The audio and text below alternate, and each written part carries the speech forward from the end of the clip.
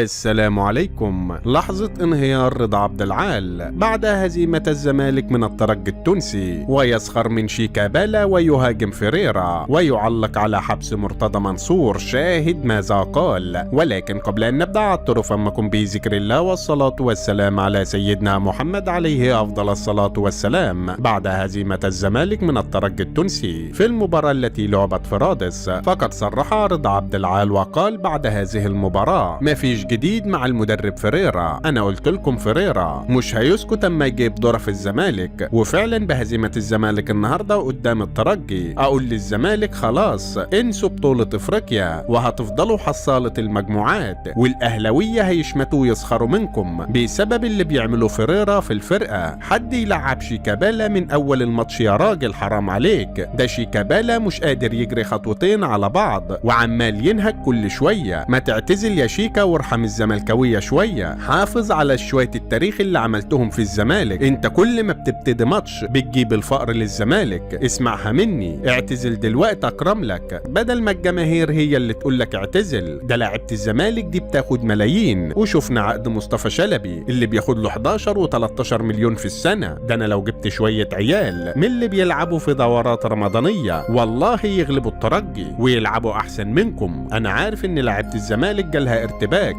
بعد حبس مرتضى منصور النهارده، بس انا هقول للزملكاويه انا متاكد ان الزمالك هيرجع تاني، عشان اللي كان بيعمله مرتضى منصور ده اسمه تخريف في الكوره. ده عمل حاجات ما تتعملش، يجيب فيريرا ويمشي فيريرا ويرجعه تاني، وجايب لعيبه كلها فرز تالت. فين الصفقات يا مرتضى يا منصور؟ انت وامير والشركه بتاعتكم عماله تسمسر وخربتوا نادي الزمالك. وفي النهايه لا تنسى الاعجاب بهذا الفيديو والاشتراك في القناه ليصل لكم جديدنا.